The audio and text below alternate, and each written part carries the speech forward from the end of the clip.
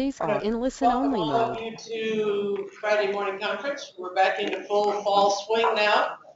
If you are not on the mailing list and would like to be, to get notices about special events and extra or Friday mornings and things, you want to get a hold of Robin after the conference, and she will get your email information.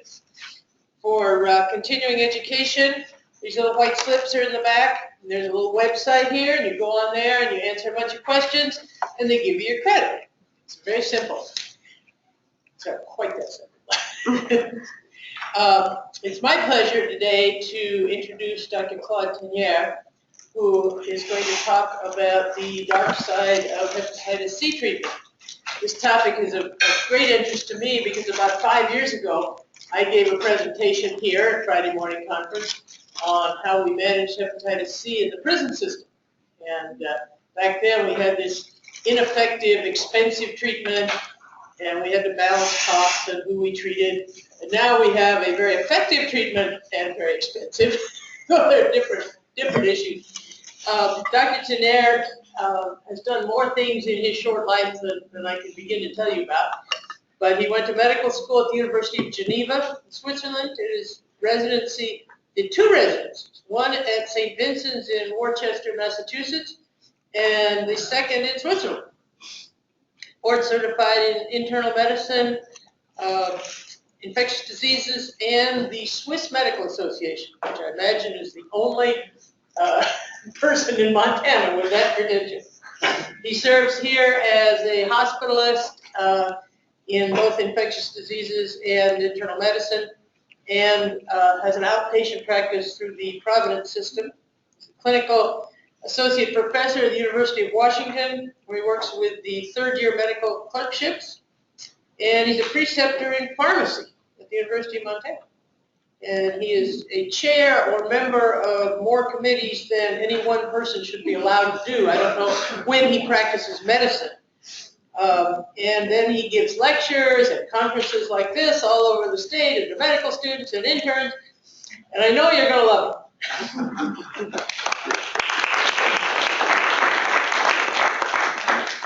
Is that working? You hear me? Is that working? Then I'm going to be set for disappointment, of course. I don't know. So we had conferences here about the treatment of hepatitis C, chronic hepatitis C. Again, going about the new treatment that came out in the past few years. We have presentation again, like special settings with specific challenges. I'm usually kind of focusing on these are the new treatment, these are the data from clinical trials, this is what we should use. And I was trying to present what happens with those patients when they come to clinic, or if they don't come to clinic sometimes. So I just want to go to kind of on our side, what happens, actually happens when we try to treat those patients. And there's some challenges and mishaps. So we have truly patients showing up to our office thinking they're going to come, have a visit, they're going to go out with a prescription, take 3 months of therapy, 6 months later, they do a blood, another blood result, the virus is gone, and that's it. Well, it's a bit more complicated than that. So there's the part of the referral. Then we do an initial evaluation, which takes usually 2 visits, sometimes just 1 if they have all of the documents. But oftentimes you have a first evaluation, get some more tests back, then reassess the patient. Then there's the whole issue of treatment approval. Then what can happen during the treatment course. And I also just want to talk a little bit about updates, just a few recent developments for especially genotype 3. So referral, again, we're not peculiar phone calls, fax, epic referral, everything works. We don't have any specific requests of forms or whatever. And as we say, we try to accommodate patients. I think usually they can be seen within a month. But it's never an emergency. And sometimes you have people calling, they want to be seen today. And I mean, we have to say, this is a disease that progresses over not days or weeks, but decades. So no, you have to wait a little bit. I mean, especially whenever a new treatment came out with a lot of positive press or a lot of advertisement, people suddenly rush, and we say, well, we'll see you as soon as we can, but we cannot do it right away. We have patients who don't show up, so this is kind of interesting. So I don't know, I mean, how the discussion went with the patients. Usually, again, I would say people who are self-referred, you can say they're motivated. But, and even then, typically try to have them referred by a practitioner because there's more to it than just, frequency. But people are being referred and scheduled and don't show up. So I don't know yet how the discussion went to the primary care physician, how much the patient was motivated, the primary care physician was pushing for it. But some people don't show up. And I remember once sitting in the clinic and kind of looking at my schedule and see a new treatment, for Hep C initial evaluation. And I kind of look at the chart and look at some notes, and I see a note from the primary care physician who says it's the third time I'm referring this patient to the ID clinic and has not been seen yet. So that's not very good. So I checked with the staff, and actually that patient had been referred 3 times and been scheduled. This was the third time he was scheduled, and the first 2 times did not show up, and surprised that they did not show up. So a lot of people, I don't know, again, perhaps they're scared, they're afraid, or they worry about money, I don't know. But just be aware that people are referred to us, we schedule them, they don't show up, and it means that patient did not advertise the fact that he didn't show up to his appointment to his primary care physician.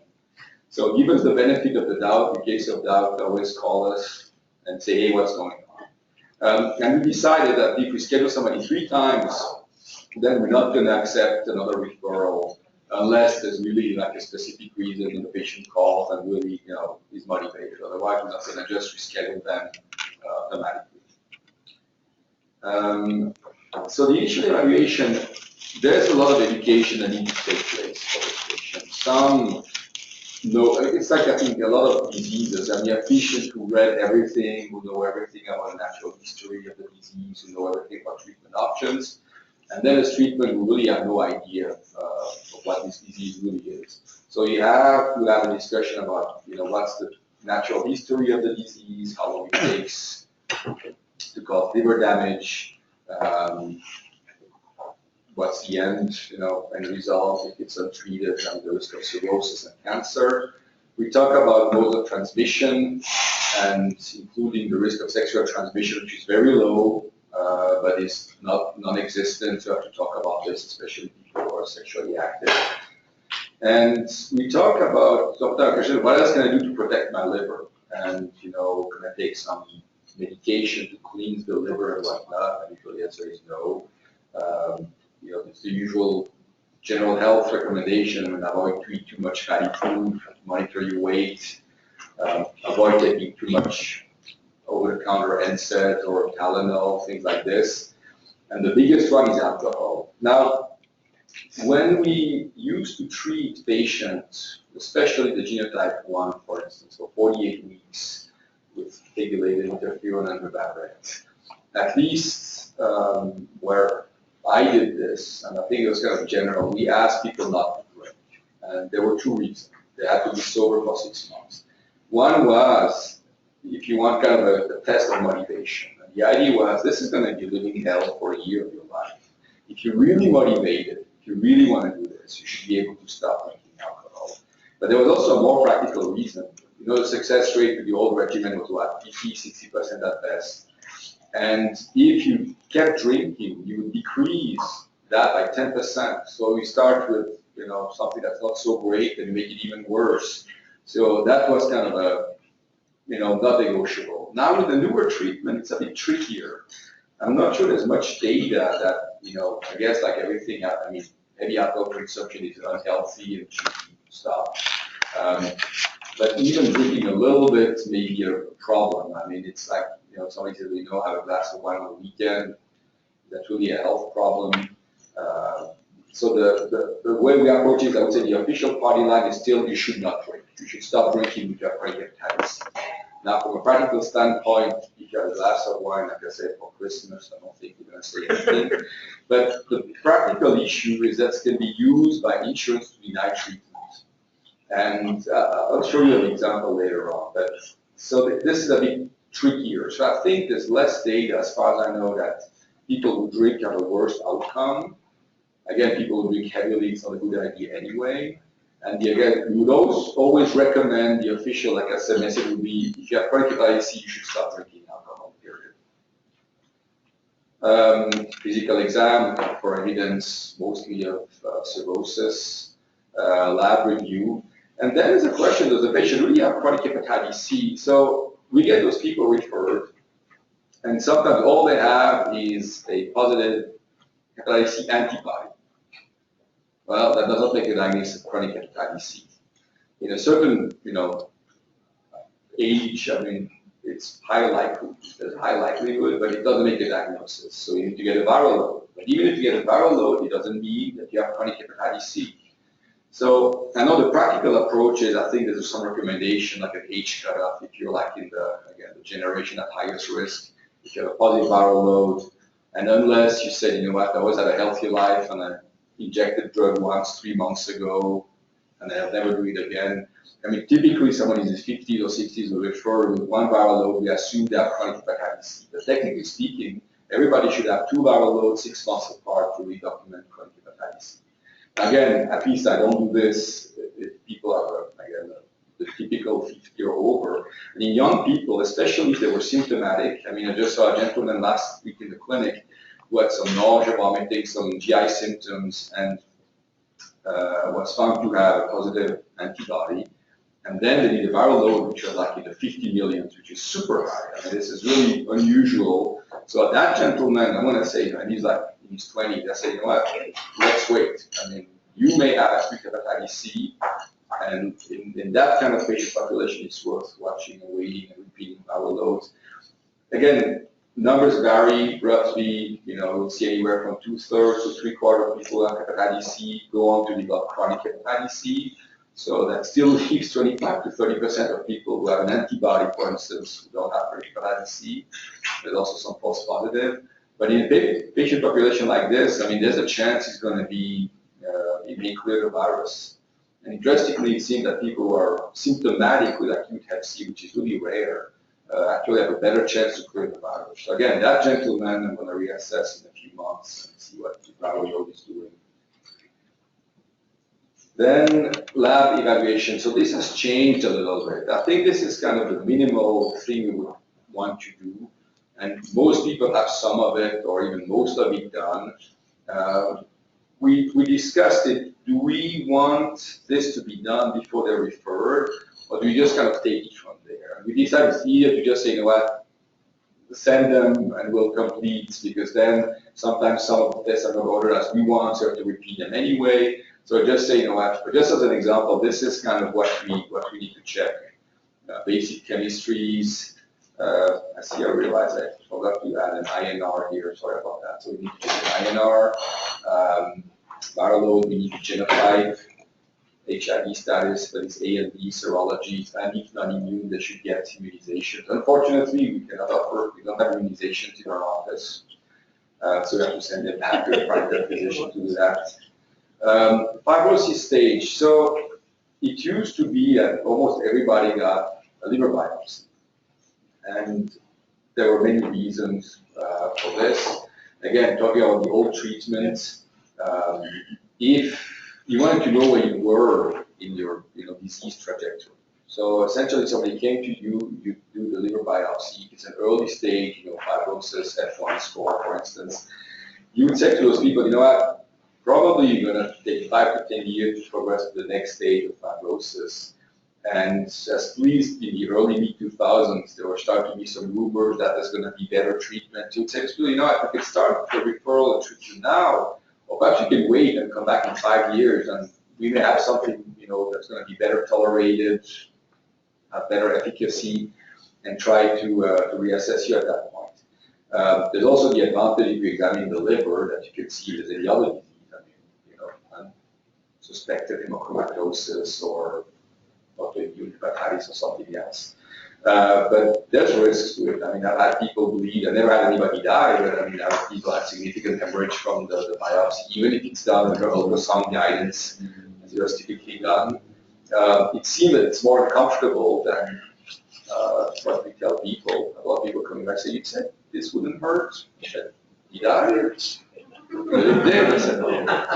So I mean, it's not that. It's kind of, it can be quite painful. And then there's always the problem. I mean, the liver is a huge organ, and you take like 2 slivers that long and 1 millimeter wide, and that's supposed to give you a good picture of an entire organ. And it's always been a debate. I mean, when they do the ultrasound, I guess you can kind of see one area looks worse than another. You can try to take a biopsy, but it's also a matter of safety. You may go for what's just easier to get. So there's always a question, how good is that gold standard really? So other tests that were developed, one that we don't have is the FibroScan, which is an ultrasound method. Essentially, the concept is you send kind of a wave to the liver, and the echo comes back. And I think the speed at which it comes back gives you kind of an overall content of fibrosis of the liver. And that correlates more or less with the liver biopsy. And now the other development is a blood test, the FibroSure, which I think is a composite test. I mean, there are different tests, and then they combine into a score, and it gives you kind of the equivalent of a liver biopsy, which by the way has 2 components, the activity, how much inflammation there is, and fibrosis, again, how much scarring of the liver there is. And I think most of the time that's what we do. I think we still have patients where we do liver biopsy if there's a doubt, or if there's like some other patient where there was some kind of mismatch, if you want, between the clinical picture and the FibroSure score. So I said, we need to know where we are with the liver biopsy just to get a better sense of where we were. And then pregnancy testing. Now, especially this test, the FibroSure test, takes like 2-3 weeks to come back. So you need to get the patient, you do the teaching, you explain kind of, overall what the treatment plan would be. But if you need to get those tests back, again, you're going to see them back in a couple of weeks to go over the test results and then say, okay, this is what we have, this is what we recommend. Now, the treatment approval. You know that? What's your favorite color? Well, it's a bit more complicated than that. So this is an example. So this is for Montana Medicaid. So the first one, so to go back to alcohol, is saying you must not have a history of alcohol abuse, injectable drug abuse, or the controlled substance abuse. Now, how do they define alcohol abuse? I mean, there's some accepted definition, I think. But we've had people who may drink like 1 glass a day, that alcohol abuse. I don't think it's a technical, but being declined treatment. So they almost, I think, interpret this as being any alcohol use in the last 6 months is a reason to deny it. So that's also why sometimes walk away. And it's kind of open to interpretation. See that some patient can get away with it. And then patient must be reasonably compliant. I'm not sure what it means. And again, I think it's my interpretation of theirs. It's kind of opens up a lot of interpretation on their side to say, no, sorry. And then he starts showing for scheduled appointments, doing a lab, which is reasonable, I think. But then again, what does that mean? They missed 1 appointment in the last 6 months. Are they out? You have all kind of, things like this. And okay, well, wait a second. This is for one of the medication. Then you have, of course, all the documentation that you need, the genotype, fibrosis. I mean, you have to go. They ask for a Child-Pugh classification, which is interesting. I think it has absolutely no impact on deciding which treatment to use, but it is what it is. And then you have all the following criteria. So I'm not going to go through all of them, but you really have to go through. So that leaves, again, a lot of reason why they can deny the treatment. And then it's not over yet. And then if they do this, you have to do this, and then the limitation. So that's, for instance, one. But of course, that's just Medicaid, but there's others. So here, well, again, so those read the fine print, everything that you want for documentation. There's some overlap, obviously. I mean, there's some overlap between the different treatments. The same idea. I mean, it looks like it's not easy. Now, we can understand this. These are expensive drugs, I think. You want to make sure that the patient receive them were properly evaluated and they're the one going to benefit from it. But it's really not easy. Now, this one is interesting. So this is kind of, go to the next question. So yes, no, go to the question. And, not done yet, yes, no. You go down, you have to double check. And at the end, question 28, no further questions. Okay. We're done with this one. But I mean, all of the questions, sometimes you go back to the chart and make sure you document everything. To some extent, this form is actually more helpful because it seems that if you do this properly and you get to a certain point, the answer yes or no comes kind of quick. Whereas in the other one, you wait and then a month later you hear about an answer. So, but that's kind of what happens you have to do. So again, people have to be aware because they always come, oh, I want this drug. And then, not always, until I come with this, they have a specific idea of what they want. And you always have to say, well, we may not get it because A, insurance may not approve it, or for certain genotypes, for instance, this is not the preferred drug, this is not the indicated regimen. So we also have to kind of temper the expectation. And we've had patients who were denied altogether. I mean, we appeal, and eventually not successful. That's a minority. But just always we make that clear from day one that there's no guarantee we're going to get what we would recommend, what you would want, or we may be able to get anything at all.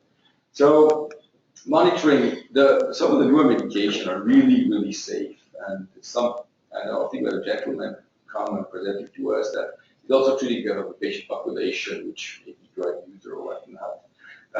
That monitoring is a problem, and he said, on the newer drug, the carbohydrate, the spear, and suppository are so safe, you probably don't even need monitoring, but I still think it's worth it. We still have some surprises, and some of the newer treatments still have some side effects on your red cells, white cells, and liver function tests.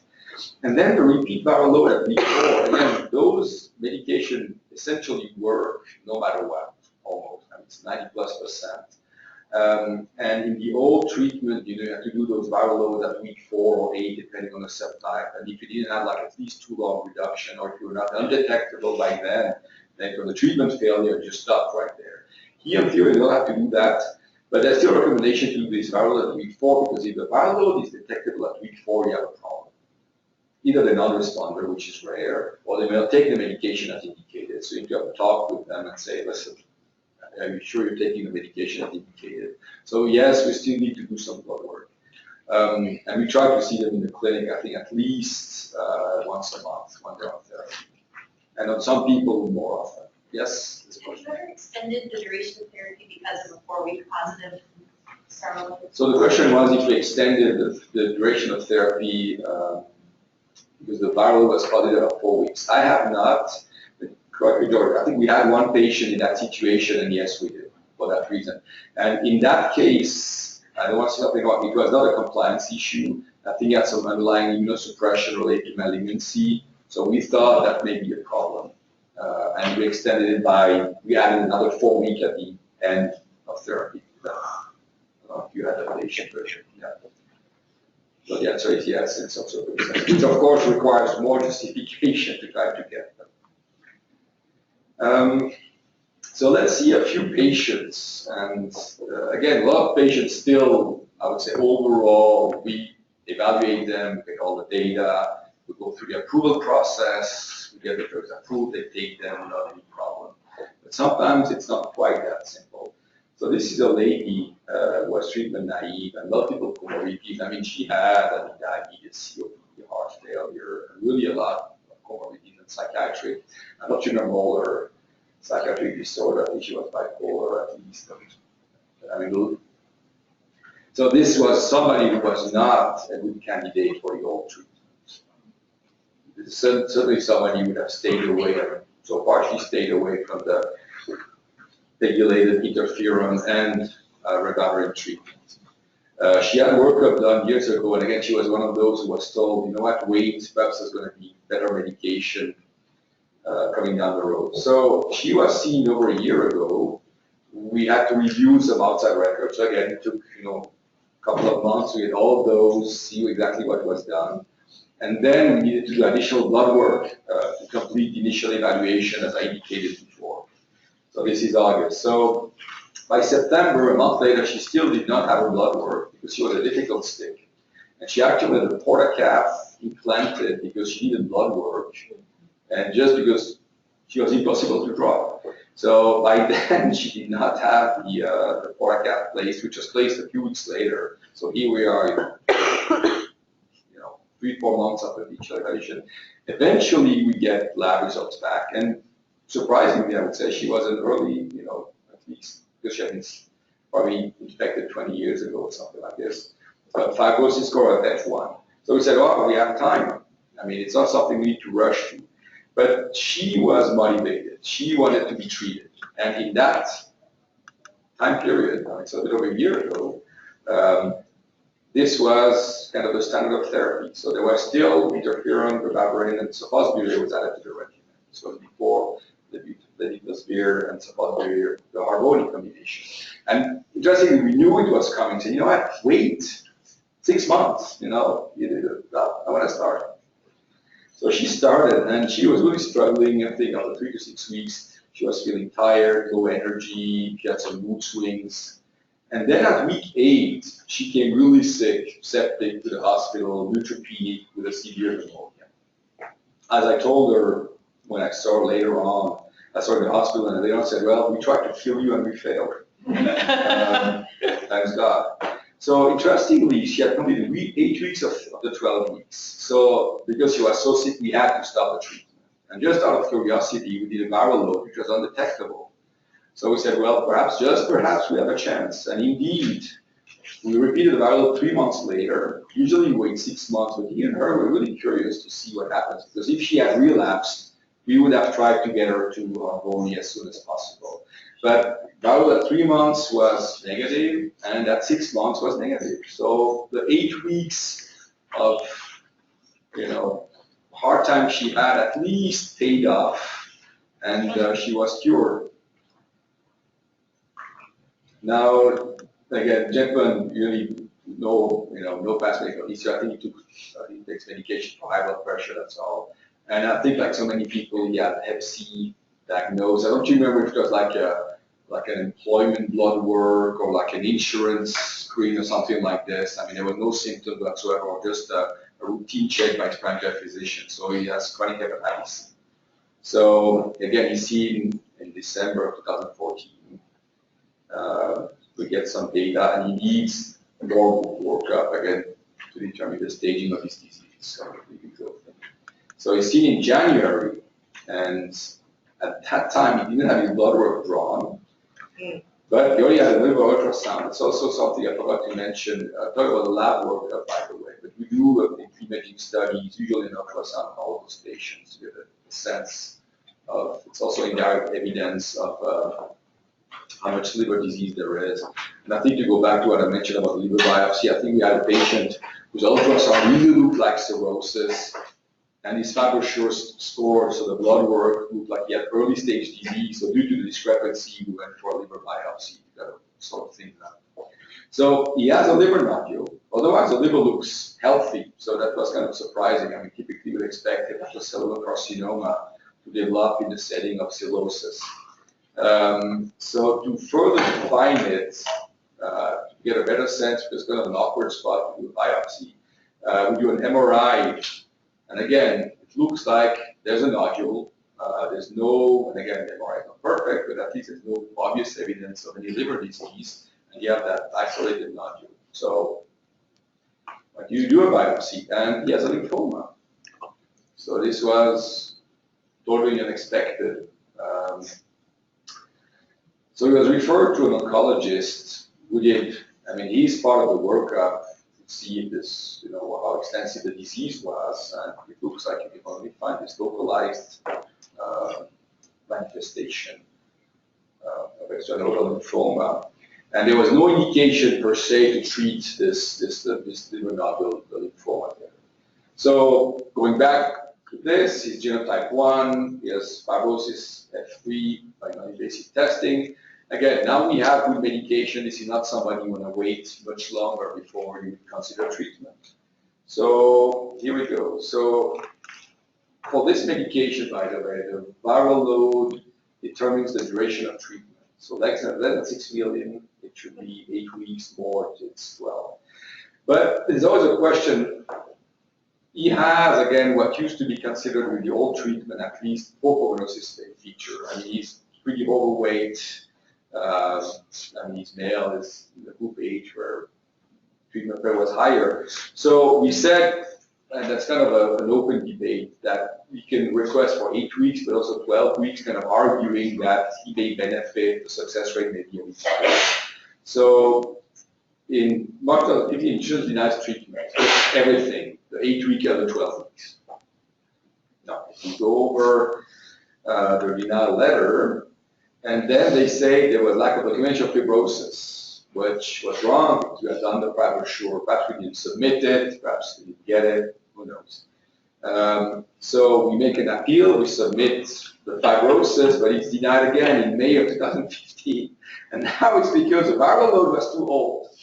So remember, we saw the patient in December, and he had some blood work to do the viral load done earlier. So now it's, okay, so you have to delay, we try to see him, and then you have his blood drawn, then we have to find out the lymphoma, then the first denial, so okay. So we appeal this, and we get approved for 8 weeks. So he's on therapy, and guess what happened? He changed insurance. Like I think after 4 weeks of therapy, he was switching insurance. So thanks God that part was not too painful, because he was kind of pre-approved on therapy. When his new insurance, kicked in, it was just a phone call to explain, and it was approved, quickly. So I think you'll be fine. So this is another gentleman. So this one's a bit more complicated, and unfortunately, it did not have a positive outcome for another reason. So he had been seen in 2013 by one of my colleagues in the infectious disease clinic for evaluation of chronic hepatitis C. And he had done some initial workup we're talking about. And on imaging studies, they did, I think, initially an ultrasound, and then they did a CT or an MRI, I don't remember. There were some lesions. There were one about hepatocellular carcinoma. So he was referred to a Swedish medical center in Seattle, and then he was lost to follow-up. He kind of disappeared from the face of the earth. And we tried to get those records, and for whatever reason, it was not as easy as we'd expected. So when he was here, he said, well, they told me in Seattle I was fine, everything is okay. And he hadn't had any more testing or workup or anything done. So we start the whole thing. I mean, some of the lab work needs to be updated. Again, genotype, you don't have to repeat because that's not going to change.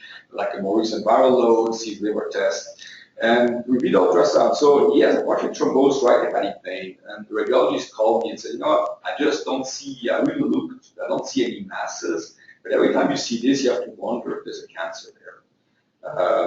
So we see him back, we review all the results, and including this, I said, okay, we need to do some additional testing.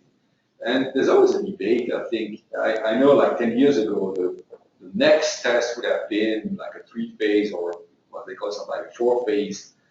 So I guess it's inflation, right? It's 3-phase and 4-phase liver CT. I think you have like the native one, then you have the arterial phase, and then the venous and that. Anyway, so that would be the standard. Now MRI, like so many areas, is becoming kind of the test of choice. But in him, I think for the CT and also the advanced fibrosis, that somebody you kind of act quickly. And he also has a history of hemochromatosis, for which I could not find any clear documentation. So what does it change? Again, in the old days, made treatment more difficult. When people have hemochromatosis and FC, you have to kind of address the hemochromatosis before treatment. You have to bring their iron levels below a certain threshold.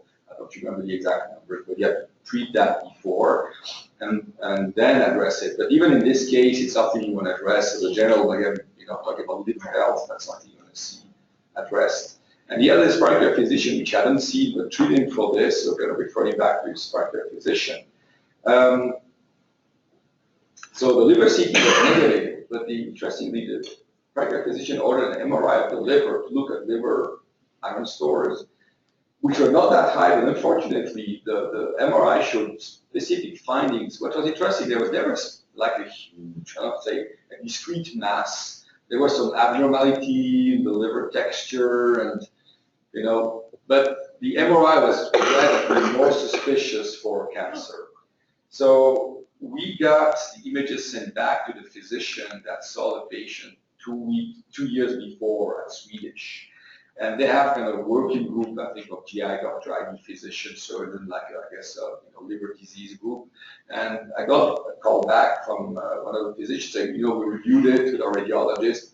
What we think is that he has advanced cell carcinoma. He had a few enlarged lymph nodes that were not striking with like this is most likely metastatic disease. And probably a thrombosis, but not truly a thrombus, but it was invasion of the hepatic vein by the cancer. So essentially, it's too late, that's game over. On an ironic note, we had submitted a request for the Fosbuvir, which was approved. So actually, he had this treatment for Hep C, kind of working on separate tracks, but he had it approved. But by now, it doesn't make any sense. I mean, he was referred to oncology for consideration of palliative chemotherapy, which in that is not a great option anyway. And when we went back, actually, eventually got the documents that he had in Seattle. They had reviewed the images. They felt there was no conclusive evidence of cancer, but they had recommended 6 months follow-up imaging studies. Now, again, he did not follow up for almost 2 years. Again, it's a situation, so he doesn't have health insurance. So it's kind of a sad situation. So again, that was kind of a bad outcome, if you want. They couldn't try and resect it? No. I think because my understanding is because again, like a vascular invasion, and then you have lymph nodes, so I think that was too late. A few updates. Interestingly, I showed you all this approval paperwork, and you've heard, I guess, the same thing. It's paradoxically easier, it's easier to get approval for advanced fibrosis than early stage disease. And you could say, well, it makes sense because, of course, if they have F3, you want to treat them before they develop full-fledged, F4 should be cirrhosis. And if they have cirrhosis, you want to treat them to kind of slow down the progression of cirrhosis. And then you also say this, if you have F3 or F4 stage disease, you're going to need ultrasound for the rest of your life for screening hepatocellular carcinoma. So it would make sense to treat those people earlier, but again, the cost, the budget. But it seems that lately, it's easier to get therapy for early stage disease patients, but not necessarily the most expensive. This year's supposed to be here. There's other treatment almost as expensive, but a little bit less. And sometimes we can get approval for those. For genotype 3, something that just came out. So, things kind of change. So in the old treatment paradigm, having genotype 2 and 3 was better. You had a shorter treatment course and a better response rate than genotype 1. Then Fosbuvir for body came out, and that changed everything. You had a shorter course, well tolerated, minimal side effects. Well, on genotype 2 and 3, you still had for a while to use some of the drugs. And now for this one, for genotype 3, you have, because the idea was trying to get rid of the interferon, which had a lot of side effects, but ribavirin, the same thing, a lot of side effects. So now you have an interferon-free, ribavirin-free regimen for genotype 3 that was approved, I think, a month ago, more or less. It's 12 weeks of therapy. The newer drug, the Claude is not co-formulated with Fosbuvir, but it's a pill a day, so it's 2 pills, each of them once a day. The Claude has a few more side effects, and you have to adjust the dosage based on what medication you take. But same thing, like 90+ success rate. And that drug, the Claude you may hear more about because it's not specific for genotype 3. I think what happened when they developed new drug and there's tons of drug being developed for hepatitis C, Harvoni, so the Fosbuvir supposed to be set the bar so high in terms of success rate and how tolerable it is, that if you even had like an 80% success rate with a new drug for genotype 1, that was not good enough. And I think a bunch of drugs, they just stopped development because they said, well, there's not really a market for this. So perhaps that's why they tackled genotype 3, kind of thinking, well, that's kind of an orphan area, in less cases in the US, but still, It's hundreds of thousands of cases in the USA. And to get approved for something where, again, our bone was not working, at least you get it approved, get it on the market. And I think there's going to be more studies done with this drug for all the genotypes. And who knows down the road, it's going to be co-formulation. And then for experienced patients, that's always going to be the hard issue. People who are treated who have advanced disease, what do you do in that case? What can you do? And I think there's studies ongoing on how to treat those patients best. So I just want to talk about our clinic a little bit. This is the most recent data that we have. 14 patients on treatment, 37 patients waiting 6-month viral load, and 33 cured patients. And the treatment failures were, this is the past 2 years, we use treatment with older regimen, or people who were retreated because they had treatment failure. So they were, kind of, I wouldn't say expected, but it's not that surprising. And I think we have like 1 or 2 patients who were treated with newer drugs, and it was kind of shocking that they failed. I think we don't have a good reason why. So just a few things. So patients need to have relative expectation, like we say, when they come to us, make sure that they know this is not going to be like in and out, one visit, take the treatment, and then be done. It's a bit more involved than that. Reminder, advanced fibrosis, they will need, screening for cell carcinoma for the rest of their life. And like I said, we have better treatment options. And I know Sarah had to leave, but at the end, back of the room, Corey at the left, Corey. She is the lady who does a drug approval. So you see all those forms I was complaining about, but actually she deals with it. So I have no merit whatsoever. She's the one who does all the hard work. So without Corey, we could not do this. And then you have our nurses. So Sarah, you just have to leave, and Janet and Linda, our front person, who have to manage all of this, keep track of all the patients. But again, without them, we could not be doing this. They keep us on track. They remind us what we're supposed to do. They, without them, we could not be doing this. So thank you for all your help and your work. Thank you. So, questions. So again, you can read this. The upside of this drug is you will live longer. The downside is that you will live in poverty. Yes, questions. Press the button. There's some discussion about whether, with the new drugs especially, you really need an infectious disease specialist versus whether your primary care physician can provide care. How do you feel about that? So the newer drugs, I think, are much easier to use. And again, if you look at the initial workup, I mean, none of this is really rocket science. But interestingly, the insurance want this. Still, as far as I know, most of them want either like a GI or infectious disease, or they say Hep C specialist. Now again, if you're not a GI doctor or an infectious disease, how do you, declare yourself a Hep C specialist? The insurance still wants it to be done. But if you did the whole workup and said this patient needs to be treated, then you could send them back to their primary care to provide the. So we had, for instance, a patient last week in the clinic where actually the primary care physician did all the workup. Everything was done. I mean, everything. And they submitted a request for one of the medication, and they declined just for that reason. So this is a patient that came to me, but in theory, if the primary care physician feels comfortable, I would still like to see them like at the end of treatment once in a while. But in terms, again, of monitoring for side effect, it's much, I would say, if I think back, this is my opinion, if I think back for the old treatment, the monitoring of side effect was so complex. I mean, when you modify treatment based on, when you're anemic or you have to add something like that. Now with these drugs, as far as I'm concerned, I have some patient who live, 2 hours away, and they say, we have to come here every month. I said, well, no. Make sure you do your blood work, and I want to see you at the end of treatment. And then they have somebody locally. So I know to get the approval, you need to have an active physician. It's like everything else. When you start someone in treatment, you have to keep an eye on them, make sure everything is fine. But at least with some of those drugs, the side effect profile is so good that for them it's a big burden to come to see you. As far as I'm concerned, I'm okay if they follow the primary physician. Does Medicare have the same approval process? Medicare has a similar one, Corey. That's the question.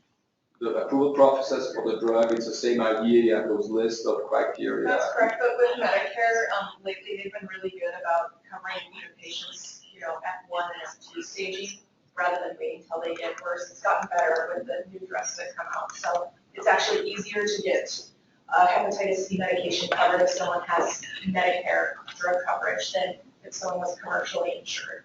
So for those who didn't get the answer again, so it seems that yes, there's still a paper trail, I mean, you need to document things for Medicare, but actually recently it's been easier to get approval for even early stage patients.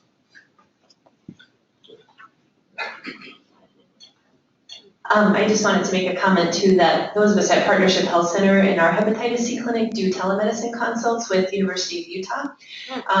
It's with the gastroenterologist there. We used to do it through University of Washington, but Kate Krebsbach and I at UMatheny are doing Hep C clinic there. And so we have consultation and review all of our cases with the gastroenterologist, and particularly for those ones where otherwise, especially we have patients, many who don't have any insurance, and so we're able to access drug assistance programs and reduce cost labs for those patients and have a consult that they might otherwise not be able to afford to do. And that's something available to participate in that telemedicine conference for primary care physicians. There are folks from California to Montana that work with the University of Utah. I think, by the way, that's a very good comment. We have, and there's 4 of us doing this, and we have some good experience with this, but we have complicated cases, and we're not part of that conference, but sometimes we also have to ask for help for very complicated cases and some guidance. And I think it's good that options like this are available. Is there any evidence with the acute cases, like the gentleman you talked about, that treating them while they're acute helps them to clear? So the question was if there's any evidence that treat acute hepatitis C makes any difference. I know there was a trial, I think, done 10 years ago. I mean, it's been a long time ago that I'm aware of, where they used interferon ribavirin, kind of a navigated course. And the clearance rate was better. I think it was like, they cleared the virus like 80 or 90% as opposed to spontaneous of 30%. But there was still a question like, well, a lot of side effects, a lot of, and the cost was still, $10,000. So it's really worth it to treat all those patients when a third of them clear spontaneously. So you never really gain traction. I think it's going to be the same problem with the newer ones. Say, why treat an acute disease when first of all, like a third may still clear it? And then if you get it, well, you can always get treated so you avoid. So as far as I know, I don't know if there's any ongoing trials I'm not aware of. I haven't heard anything. And I can tell you, I try to think back, how many acute Hep C I have seen? It's really rare. It's usually asymptomatic. Yeah. And rarely do they have something that leads to the diagnosis, and it's kind of a clear-cut picture. We had one lady in the last year, we knew that she had acute Hep C because A, she was symptomatic. B, for whatever reason, she had just seen her primary care physician a few months before, tested that she was negative. Perhaps for a health screen or again an insurance program or whatnot, and then she came positive with a sky-high viral load. And actually, interestingly, she cleared the virus. But no, so far there's no recommendation to treat acute hepatitis C. Yes. I need this, I got a lot of employees. One of the things I kind of, it's interesting is this is sort of just moving along like HIV did 8 or 10 years ago. Remember, they used to treat everybody when they were at a certain point, now they went down and down, and now they're doing that with Hep C down to. But one of my bigger questions is, now this drug costs $100,000 or so, is that correct? Yeah. So, yeah, so the cost, and that's always been the thing that's been kind of a concern in the public health world, is that the more HIV we've treated, the more Hep C. I always wonder, the money cost, but then even at $100,000, I'd be curious, you're at Medicare, that's still $20,000 to a standard retired person. How are they affording that, or do they all end up on Medicaid, or do insurances? The cost of the medication, is that what? Yeah, so if it's, really a standard Medicare, when I'm on Medicare, it would be, I'll have to pay 20%, but most of us can't afford $20,000 for treatment. How do you get around that? There's lots of funding out there for people with diseases like hepatitis C, like diagnosis-based funding. So usually we can tap into that to cover the patient's copay. So let's say they have $3,000 or $4,000 a month copay for these medications, which in a lot of cases, that's what it would be. There's quite a bit of funding. For Medicare patients, we can just tap into certain diagnosis-based foundations. Commercial insured patients, there's copay assistance directly through the manufacturer, and then of course, if you're uninsured, you can apply for free med directly through the manufacturer. So really, as long as your insurance is going to get on board and decide to cover this, we can get you, there's help out there for you. Patients shouldn't have to pay anything, and usually they don't have to because the pharmaceutical companies put money into these foundations for people like Medicare patients so they can afford to be on treatment. What percent do you think that you guys are treating with Medicaid, your patients, versus standard insurance and Medicare? I'd probably say Medicaid, I don't know, maybe like 30%.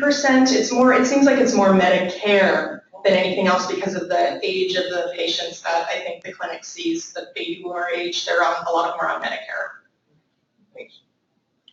I think, I mean, just to go back quickly to this, I don't think I have the answer, but it's true there's some worries. I think we have some calculation that if you gave this treatment to everybody with Hep C who needs it or has Hep C, chronic Hep C, you would kind of, wipe out the Medicare budget like in 6 months. So it's true it's a problem. I mean, you cannot, but then how do you decide whether they treat it or not?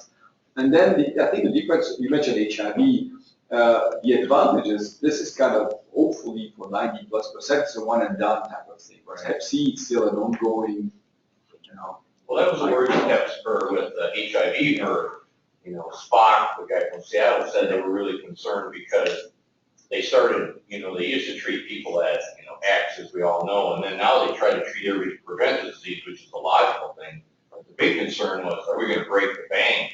Mm-hmm. And now with this, you sort of have to go, gee, I don't know. But there's a public health discussion going on that we should be treating everybody who's got Hep C to prevent the disease. And that's always a balance, the same thing for HIV, I mean, the balance between the public health, like if you have less people who have the virus to transmit, and down the road, you may just decrease or even eradicate it eventually. I was just kind of curious, with the payment components, and I think Georgia had brought this up one time too. So are you finding or seeing a difference in the insurance companies that are changing or denying so that in fact the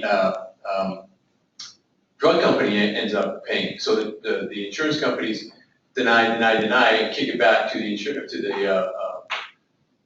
drug company, so the drug company ends up donating the drug essentially. Have you seen that change? Yeah, I'll answer that, and Corey can probably. So I'm George. I'm one of the other ID docs for those who are listening in remotely. The drug companies did have to change their criteria because Gilead, in particular, which is the manufacturer of ledipasvir, sofosbuvir, or Harvoni, gave out $1 billion over 1 year of free drug to people who were denied by their insurance companies for no good reason. And so now they have really tightened their criteria for who is eligible to receive free drug. But I do have to say that in general, this is an incredibly interesting political situation, because on the one hand, yes, billions of dollars were spent to develop these drugs and to bring them to market, et cetera. But Gilead made more money in 2013 than any other company in the history of the pharmaceutical industry. And so the question is, where's the break point? All these new drugs that are coming onto the market also are priced in the same range as the Gilead drugs. And it'll be interesting to see, how this plays out. Are they hoping that the government's going to take this over, or are there going to be, as happened with HIV drugs, pharmaceutical companies outside of the United States, in India in particular, start making identical drugs and selling them quite a bit less. And that's going to be happening for Hep C drugs in the developing world. Whether that sort of translates into the United States or not would be very interesting. So I think we're in the middle of an incredible seismic shift in treatment of hepatitis C. And right now, we have 4 or 5 great drugs But the cost is what's really limiting our ability to treat. Thank you very much.